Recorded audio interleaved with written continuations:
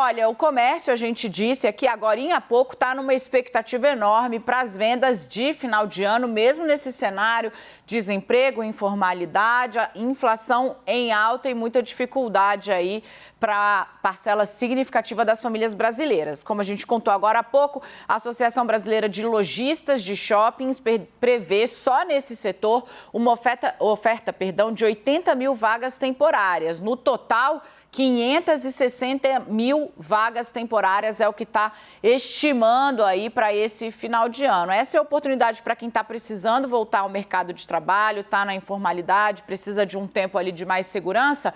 Sim, vamos entender exatamente como se posicionar com o presidente da associação, Nabil Sayon. Ele vem aqui, está aqui conosco. O senhor me ouve bem? Muito boa tarde. Tudo bem, Dani? É um prazer falar com os seus ouvintes e telespectadores. Estou te ouvindo muito bem. Prazer é todo nosso. A gente, olha, qualquer notícia boa nesse momento é muitíssimo bem-vindo. Momento de muito tremor, né, no mercado de trabalho. E as vagas de final de ano, em especial nos shoppings, no comércio, trazem sempre um alento e muita expectativa. Vamos explicar para quem está em casa exatamente qual é o limite que o setor está prevendo aí de expansão para esse final de ano. Setor muito prejudicado pela pandemia e que pode correr atrás do prejuízo agora, né, Nabil? Bom, na verdade, Dani, é com muita expectativa que a gente sempre espera o final do ano. Nós temos também uma notícia muito boa: 200 bilhões esse ano vão ser injetados em função do pagamento do 13º. E os temporários, esse número impressionante de temporários, eles acabam 30% se transformando em empregos permanentes. Então, como nós temos hoje uma defasagem muito grande de desempregados, nós temos hoje, se fala muito por volta de 14 milhões de desempregados, entendo que esse trabalho temporário, as pessoas que se sobressaírem, vão acabar sendo transformadas em empregos permanentes. Então, são duas notícias boas agora para o final do ano. Nós temos ainda uma demanda reprimida. A família brasileira vai fazer desse Natal um Natal muito especial, por tudo que nós passamos, toda a tristeza que nós tivemos, infelizmente aí milhares de mortos em função aí da Covid. Eu acredito então que esse ano nós temos um ano especial. Claro que não vai ser que nem 2019 antes da pandemia, mas com certeza vai ser bem melhor do que o ano passado. Nabil, deixa eu trazer para cá o nosso âncora em Brasília, Kenzo Matida. Ele também quer conversar com o senhor. Então, olha aí, Kenzo, boa notícia, né? Cerca de 30% das vagas temporárias viram vagas permanentes. Com você, parceiro. Obrigado, Dani. Senhor Nabil, como é que o senhor avalia essa situação, como vocês estão se preparando agora para esse final de ano, né? A gente viu que no ano passado o comércio sofreu bastante, os lojistas sofreram muito, como a Dani bem lembrou logo nessa primeira pergunta ao senhor.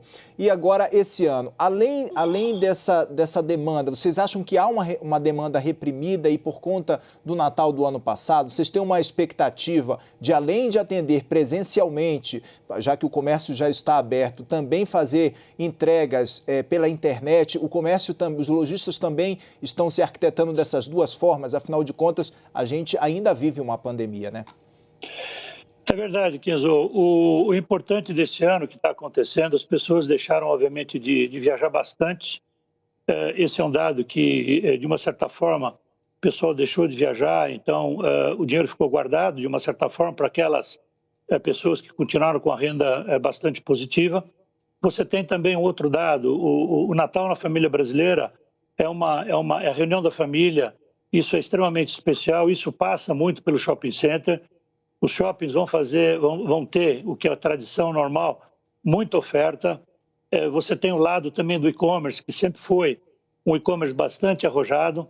Você tem o Black Friday, que antecipa as vendas de Natal também, porque é muito próximo às vendas de Natal. E geralmente é final de novembro o Black Friday. Então você tem também uma boa movimentação antecipando. E os shoppings vão investir bastante em decoração de Natal, vão investir bastante em promoção, aqueles sorteios tradicionais de carros, sorteios de eletroeletrônicos e sorteios com valor, de uma certa forma, preços especiais, porque você tem aí um bom incentivo para o consumidor ir para esses empreendimentos. E eu tenho certeza que vai ser um Natal especial. Os prefeitos das cidades vão também fazer um investimento em decoração.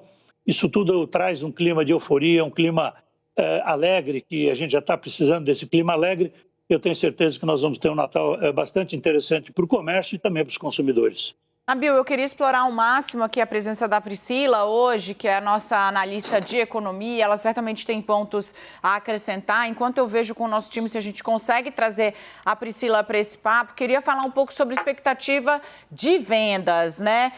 Queria entender com o senhor como é, o senhor já falou um pouquinho, vem a Black Friday, o mercado está se preparando aí, os shoppings, o comércio está se preparando para poder criar esse clima para o final do ano, fazer um final do ano de recuperação para esse setor que sofreu tanto com a pandemia, como todos nós, né? Claro. Mas então nós temos a Black Friday, em seguida vendas de final de ano, promoções do início de 2022. Qual é o volume de negócios que a gente está aí esperando para esse período, né? Esse trimestre aí, que pode ser um trimestre de alívio novamente, né? Para os comerciantes.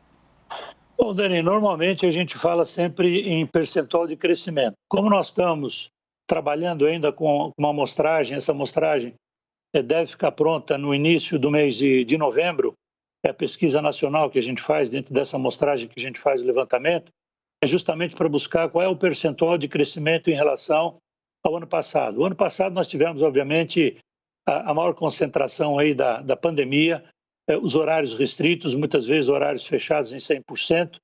Então, que vai haver crescimento, vai. Nós só não sabemos ainda, nesse momento, qual vai ser o percentual de crescimento. Se vai ser 10%, se vai ser 12%, se vai ser 8%. Mas, com certeza, em relação a 2019, eu lembro bem que... 2020, quer dizer, eu lembro bem que no final de 2020, nós tivemos horários restritos na véspera de Natal.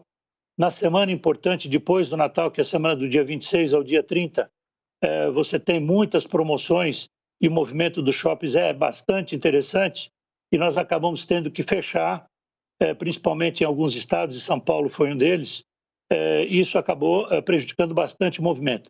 Esse ano, isso não vai acontecer, pelo menos não deve acontecer até agora, e a gente acredita num crescimento. Eu só não tenho o percentual, Dani, mas no começo do mês, eu prometo que depois desse levantamento a gente passa essa informação para vocês. Fechado, volta aqui então na CNN. Priscila, com você, querida. Olá, Nabil, obrigada pela entrevista. Queria te perguntar sobre dois aspectos que afetam aí as vendas do shopping, o comércio de forma geral. Um deles é juros, porque nós temos aí a perspectiva de aumento de juros, já tínhamos, mas com todos os ruídos políticos, crise fiscal, os economistas estão revisando suas perspectivas, inclusive havia uma expectativa de que a taxa Selic encerrasse o ano em 8,25%, mas agora a expectativa já passou para 9,25%.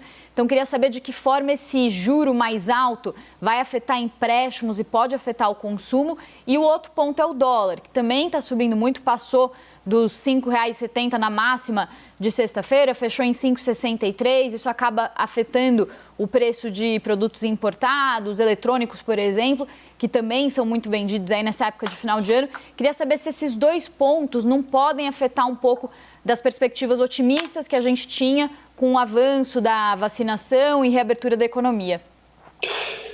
Priscila, eu acho que afeta sim. Do outro lado, nós temos aí esse burburinho que aconteceu ao longo dessa semana em relação sai, não sai, o ministro da Economia. Eu acho que depois da entrevista do presidente com o ministro, acalmou um pouco os ânimos. Eu entendo que na semana que vem, com o Auxílio Brasil, esse auxílio emergencial tão importante, que ficou de uma certa forma estabelecido que vai sair, eu acredito que acalmando um pouco o mercado, a gente vai ter uma tendência de diminuição de dólar. De qualquer maneira, a inflação está crescendo, infelizmente. Essa inflação acaba afetando. A gente sabe que tem uma parte da sociedade que está com esse problema sério, que é o problema do próprio desemprego. A renda das famílias teve uma queda em função da alta da própria inflação. Mas eu acredito que, em relação ao ano passado, nós deveremos ter um crescimento pelas colocações que nós já fizemos da própria demanda reprimida e uma boa faixa da população que ficou, de uma certa forma, em casa, mas com seu salário garantido, ela acaba, de uma certa forma, tendo essa economia que vai acabar fazendo um bom investimento nessa nesse Natal, na compra de presentes, na festa da família, brasileira. E os 200 bilhões que vão ser injetados. Sem dúvida, nós temos os pontos negativos, que é a inflação e os juros altos, e do outro lado nós temos os pontos positivos, que é a demanda reprimida, os 200 bilhões de injeção do 13º, e de uma certa forma também, do lado do desemprego, essas 80 mil vagas, e 30% vão se transformar em vagas permanentes.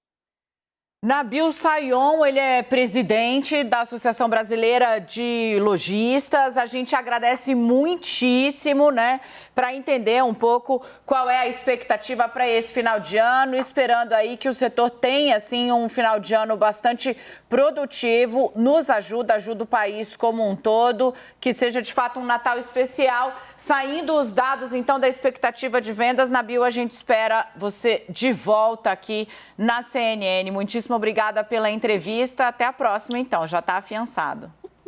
Obrigado, viu, Dani, pela oportunidade. Obrigado ao Kenzo e também obrigado à Priscila. Estaremos sempre à disposição da CNN.